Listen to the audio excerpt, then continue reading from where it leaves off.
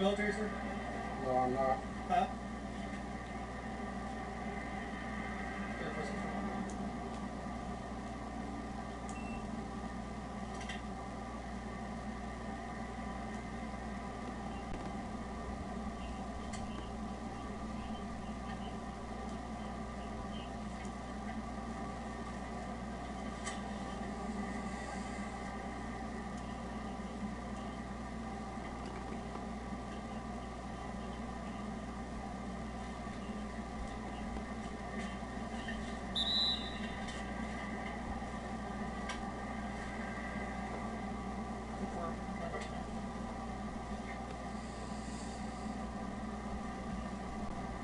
Alright, just a little bit more information.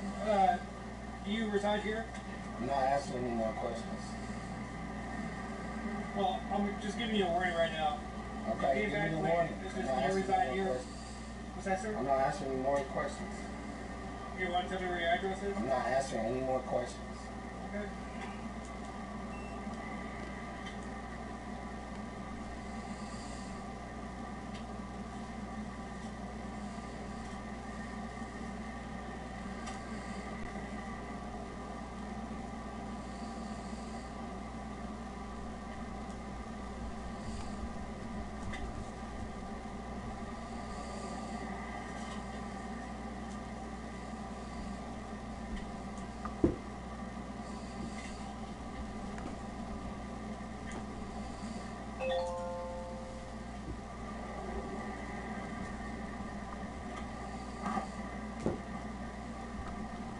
Do you have a good contact number I can put on? I'm not asking more questions. Alright. Well, like I told you, you're just going to receive a warning. I pulled you up for a security license plate. The reason I can't read it is because you have a plastic film over it and it's wet. Alright. So again, I'm just giving you a warning, which means there's no court, there's no nothing that you have to do on your part. There's no court date. I do need your signature down below though. As say I did stop you and I did get all your information.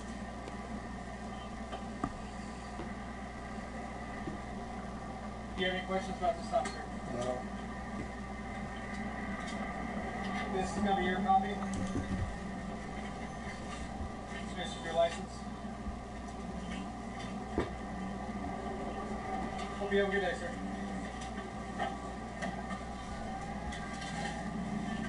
Even though he just received a warning, and the officer didn't retaliate and turn the warning into a ticket as we often see, no question about its information is now documented in the system and can be used against him in the future. The stop is extremely questionable considering the plate covering was issued by the Department of Motor Vehicles. It is likely that the department pulls vehicles over with these plates often in hopes to find larger crimes like drugs and DUIs. Remember that you do not have to and never should answer questions, and to always film every interaction with all state officials.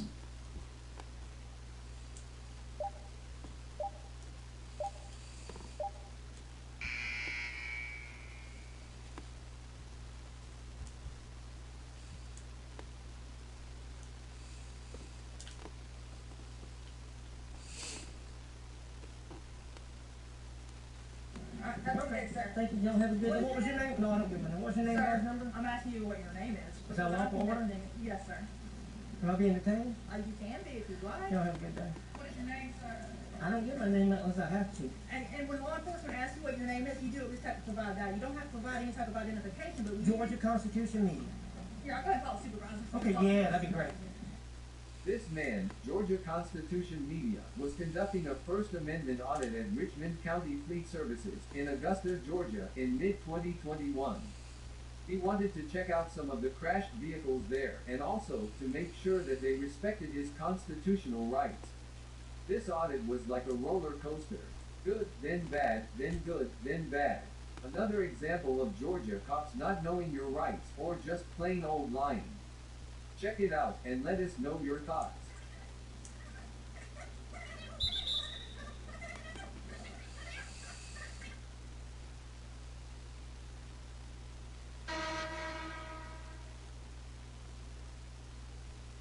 Tony Dips.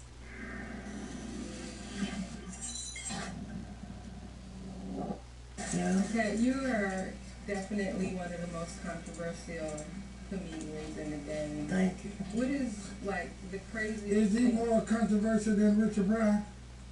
for No. this time he is, for this Okay. era? Okay, talk to me. Which She would know. is the most outrageous thing you've heard about yourself, true or false, in media, whatever, that was just like, wow. Honestly. Yeah. Okay, so technically the story doesn't have anything to do with me. Okay. Because I've never been the funniest person on the planet at any point. So now, it doesn't matter if people have a different opinion, and it doesn't matter if my fans think differently. They're biased. They should think differently. But now, Dave Chappelle has always been funnier than me. And Chris Rock has always been funnier than me. I've always been aware of who was funnier than me. I've just also been aware of who wasn't. So now I know the real Bernie Mac stories, and I know that the people that made money off Bernie Mac didn't like him. They hated his guts. And that was our king. That was our real king. For all of those of us who was out there doing it for $20 for 45 minutes. On some almost a whole. Well, I know what you're saying. I know Bernie Mac. I'm from Chicago. I'm saying, that was our real comedy king. You gave him his first job. Not how it went down, not how it ended up, because sometimes the victors rewrite history, but by the same token, God is there for us, and sometimes his best gift to us is getting us out. So right when Bernie had proven his point, and right when Bernie showed everybody who he actually was, and curtain scene. Just like Rick James. Rick James was in obscurity, and then God said, you know what? You can run them bases one more time. He ran them bases one more time. And that's what it was. I'm saying, Heavy D was, I was with him every day before he went. Yvette Wilson was living in my house when, I'm saying, I'm saying. Talk to us. It's a different Hollywood than the Hollywood. And the reason you don't know these stories is there's no one to tell you these stories. Because you can't make me tell them. That's right.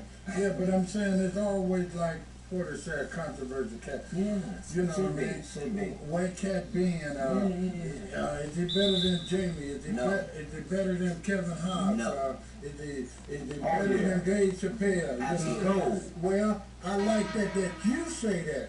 But Well, your we fans take it have a another way. difference of We're opinion. your fans. We think I you gotta cold. prove my points. Well, that's why I said your fans have a difference of opinion. But Dave Chappelle was decapitated in front of us.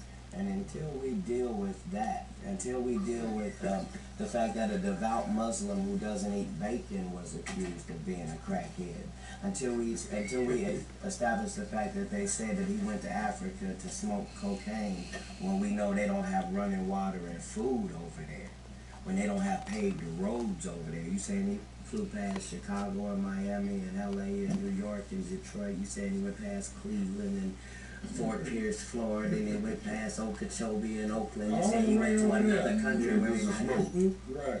You talking about somebody who has a wife and children, 5 children, and lives on a farm, doesn't live here in Hollywood. You saying you convinced people that person was an insane crackhead, and he hasn't been on movies and TV for 8 years? Is that correct? Okay, then don't tell me about what you want to tell me about. I just watched you decapitate the king in front of me. And then act like he's supposed to catch up and be a regular comedian like everybody else. But no. He didn't go for that. That's not how it went. He was out there with us for 20 years. They called him Pilot Boy because he had 19 pilots in Hollywood, and everybody passed on him and said his show wasn't worth What do you think it. of Then when he made $500 million, they said even though his contract said he should get half of it, they said he made too much for the contract to be valid, so we'll offer you 10% of what you made. You mean he made $500 million and they offered him 50? Yes. And he said, what do you think my fans are going to say when they find out you offered me 10% of what I made you? And they said, your fans will believe that you're a crazy crackhead by the time you get home. And my nigga got on a flight in LA, and by the time he got to Ohio, it was low. And 8 years later, he hasn't been in a movie and or television. It's just now trying to do his real comeback at Radio City Music Hall. It bees like that sometimes. So now you can be the fake king or you can be the real king, but heavy is the head.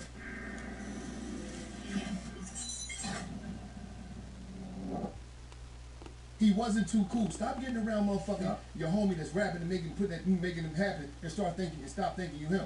Cause I'm tired of you niggas standing around rappers like you rap, nigga. You don't rap. You a homie, nigga. Get a fall in position, man.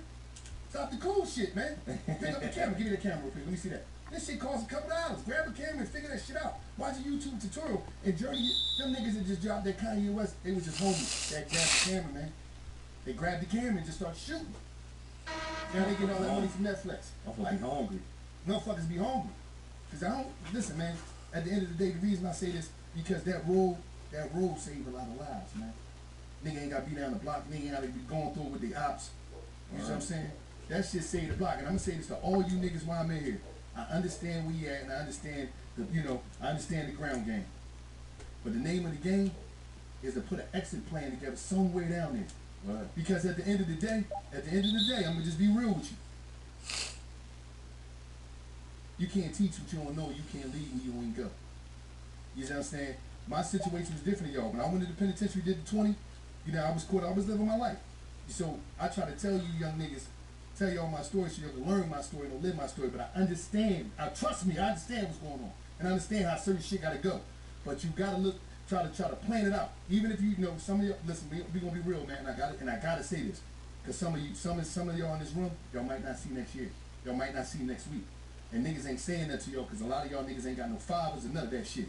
So my position is here and here on some shit like, damn, I fuck with you young niggas. Because when I was young, ain't too many niggas give me the game. And I know you niggas ain't got no dads out here. You know? He happy a grown ass man and he happy that his dad back. Grown, he like, damn, cause he missed that shit. And I know a lot of niggas that gave y'all game, they gave y'all game that was beneficial to them and it wasn't beneficial to y'all, and it put y'all in a fucked up position in life. Y'all seen niggas, you know, treat your mommy like a, you know, like a sucker. So y'all got a lot of shit that's a disconnect from the older black man, and y'all just been disappointed y'all whole life. But for you niggas in here, who big brothers, who stepdads, who OGs is in prison that took, I try to be my best to do it for y'all and get y'all a righteous game. And this coming from a nigga that's out here winning on legit. This is the first time in my life. First time in my life. Talk to him, nigga. I ever been, listen, nigga, tomorrow I'll be out of penitentiary 5 fucking years. I've never been out of penitentiary a year since I was 11. I spent 5 years in the juvenile system, 20 years in the penitentiary. I'm 42 years old. I spent most of my time on this planet in a cell. So I'm just sprinkling the game on y'all. Some of y'all gonna get it, and I know some of y'all want to change, but the environment don't allow you. Y'all ain't got the shot. And y'all don't have it in that ghetto, you just don't have the finances that really move outside of the poverty and the conditions that we boxed the fuck into. So I know y'all up against the fucking 8 ball. But if you can think, man, don't never lose your imagination, because you're gonna be able to see fall in the neighborhood. And that's why every time y'all go out with him on tour or go somewhere, take advantage of what you're seeing, man. That exposure will change your mind. Cause we gotta get it right so we can take care of these babies. Because so many of y'all in this room, the OGs, when they see you, you know what they say? You ride just like your dad. Your daddy homies is not in a position to just out here living off of memories. When them niggas see you, they can't give you no game. Cause they on drugs or they ain't in a position. So they'll just tell you some shit. Nigga, you just like your daddy. And the sad thing is, you just like your daddy. You ain't never get a chance to get another fucking life, man. You never got a shot. So I understand, man. But if you can see, try to look outside of this shit, because the world is motherfucking waiting for y'all, man. There's a real world that's waiting for y'all. And I'm telling you, man, these babies and these women, they depending on y'all. You understand? And you know what I mean? And on some real shit, we racing each other. But not again, it's a condition of our mind, and I understand, but I'm telling you, there's something waiting for you. And I don't give a fuck what you going through right now, little homies. You bigger than what you going through, nigga. If you on them perks, you fucked up, shit ain't right for you right now. Your living conditions, nigga, you bigger, that's not you. You're not what the fuck you going through, so just hold on and keep going. Because I'm telling you, man, I can name 20, 30 niggas and my homies is dead. I'm here though.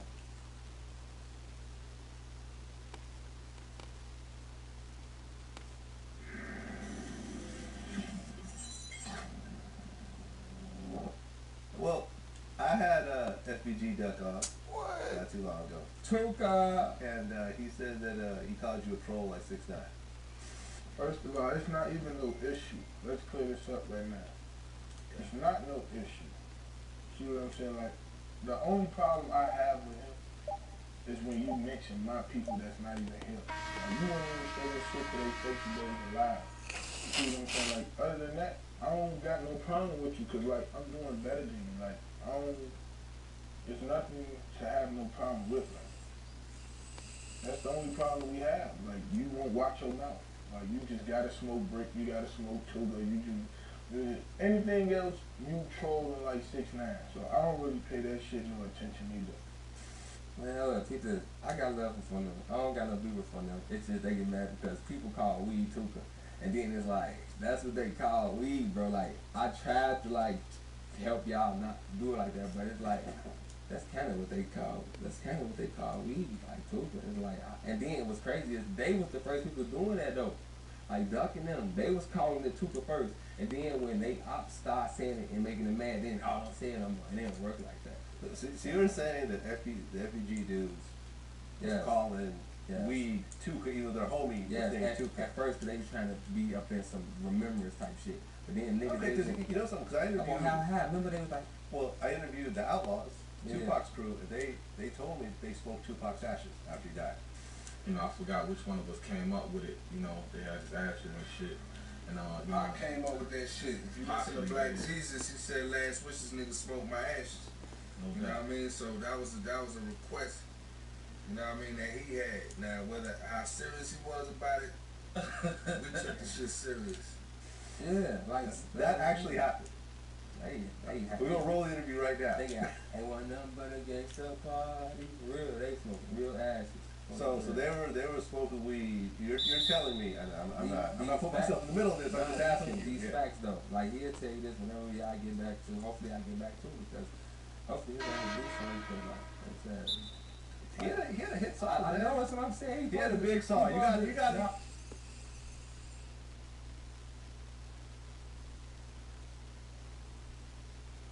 Hey, I quit today. Frankie, you a bitch. If you want that, I would have knocked your old ass out on my mama. You a pussy, you been a pussy, you a bitch, you a racist, I been racist, or what? You gonna call the police, or what? You gonna call the police? You a bitch, pussy ass cracker. Or what, Frankie? The fuck up. Or what? Or what, pussy ass nigga? I quit. All these racist ass crackers know why. I've been racist, they racist as hell though. They playing with my check. This office lady right here playing with my check. She wanna be doing the checks. I quit. I just always want to let you know I knew you was a racist ass white bitch. You gonna get your day in hell with the rest of the racist ass people. Cracker bitch, I hate you too.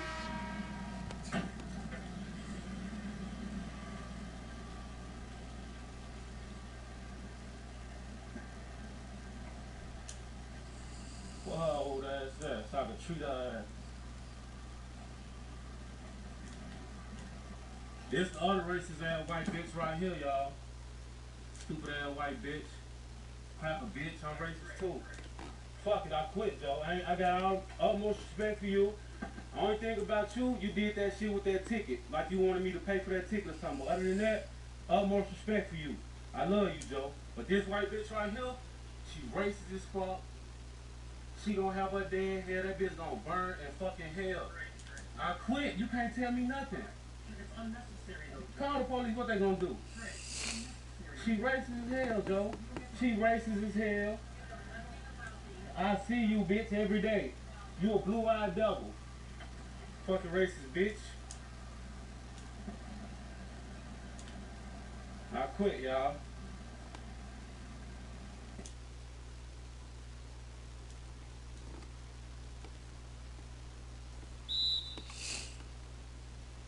it back, doodle man. I know how to hold a gun and made out of aluminum foil. It ain't heavy. Let me stop lying. This stuff is heavy, boy. I'm trying to see what I'm gonna shoot at. I hope to shoot that bird. I'm gonna shoot that bird. Or ism. Nah, I ain't gonna shoot that bird. I'll shoot the lights out. Nah, then we ain't gonna be able to see the backyard when the deers come in it. I'm finna shoot something up there. I don't know. I'm trying. Y'all ain't got no scope on it because I know I'm gonna shoot with a scope. But here we go. Watch this, y'all. Watch this. Oh! Boom, we got action. Man, get the doggone gun, dog. Hey, that's move my spinal cord. Hey, my steel toes. Now these doggone boots, man, they heavy.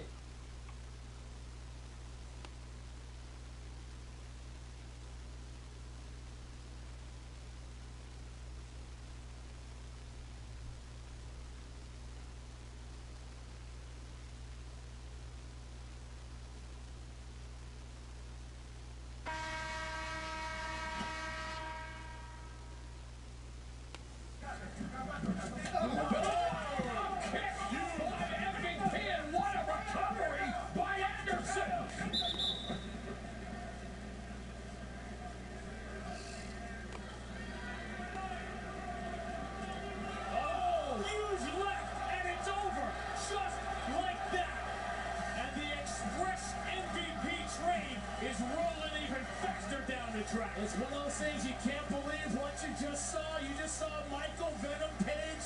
Beautiful shots. Just like his opponents, you don't see it till he hits the ground. Man. You're not going to probably when I get home here to Big John what he thinks about just because Big John will have an opinion about it.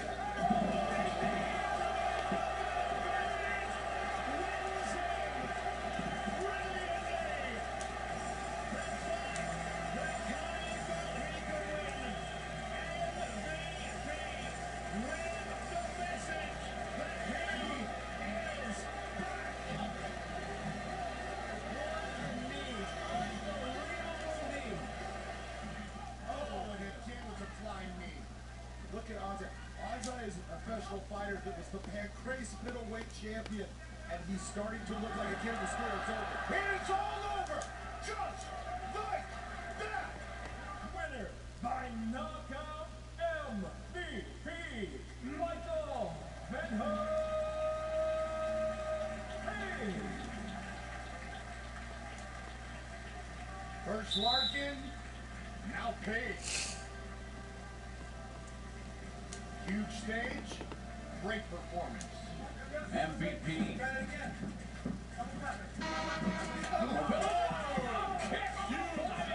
and what a recovery by Anderson! Look how he sets it up. He brings it up almost in a question mark type quickly. Brings it up, but Derek just leads right down into it. Hits and flush. Ooh. Just a beautifully executed technique. A nice side kick straight up. Brings his leg up. Here comes the foot right into the middle of Derek Anderson's face. Your nose is broken. That's it. Fuck. You have to stop it. You have to stop it. Yeah, that's it. Sit. Go away. This is a guy that people will sit there and say whatever they want. He just makes good fighters look bad. A, it's hard to keep your right hand up. B, it's very hard to move. C, it's hard to breathe. So just not everything you need in a fight you lose off the lip shot. It can come back. Runs into the journey. Did the hype train just pick up speed because it didn't derail? Wow!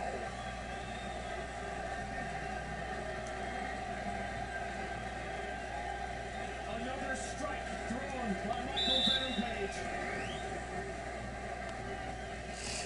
From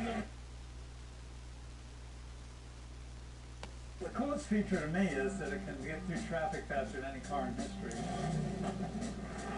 We get so many reactions from people watching it, it's amazing. Hi, I'm Rick Woodbury. I'm president and founder of Commuter Cars. I started this company 21 years ago. It was based on an idea that I came up with in 1982.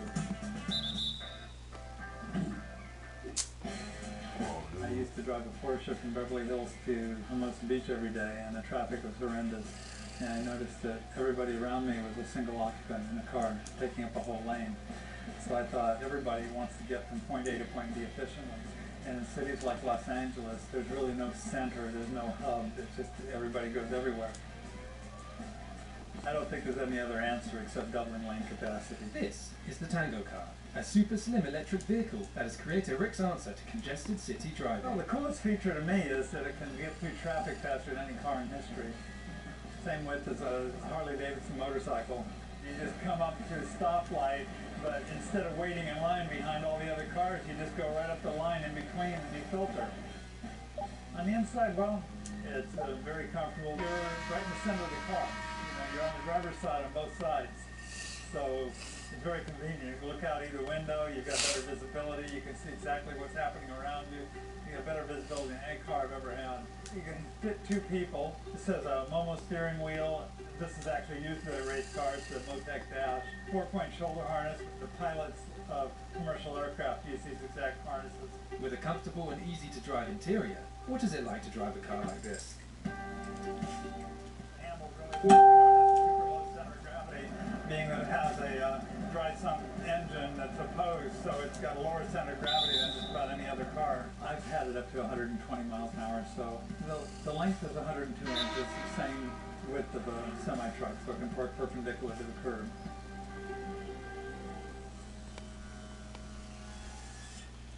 This is the chassis, and this is the roll cage.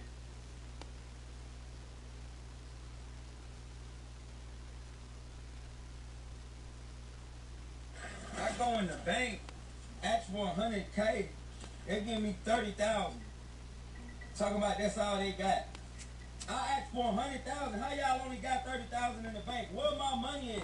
Make it make sense. I go in the bank, ask for. I could burn bridges cause I know how to fucking swim. So.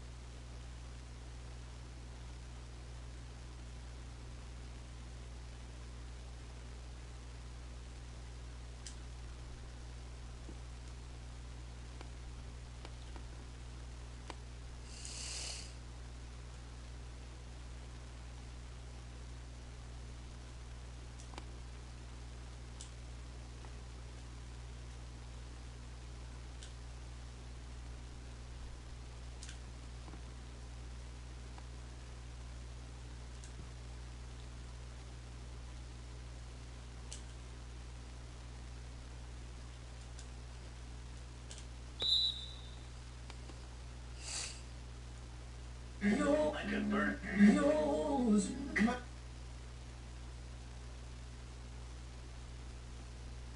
Remember Soho Karen? Yeah. Well, she has now pleaded guilty. Let me remind you of the incident. Here it is. This is my phone. Show me. You don't have to explain nothing to her. Take off. That's mine. Really didn't get it. Are you kidding me? You feel like there's only one iPhone made in the world? No. Okay, then show me the. No, you get a life over there. What's on your background? You better go use find my iPhone. Go do that. Find my iPhone is on. No, you can't. No. I'm the manager of the hotel. I don't care. He will This is right my now. son. Hey, Can you just come downstairs and I'm trying to help. No, but you're not helping. I am. What you mean is disrespectful. No, I'm trying to settle the situation. My son has nothing to do with her. No. I'm trying to figure out what's going on in the lobby. Then show me the proof. No, he's not leaving. Show me the proof. Well, you better get on. Let's go, kid. I'm sorry. Better get on. Well, yeah, what you see two black people? No, I'm not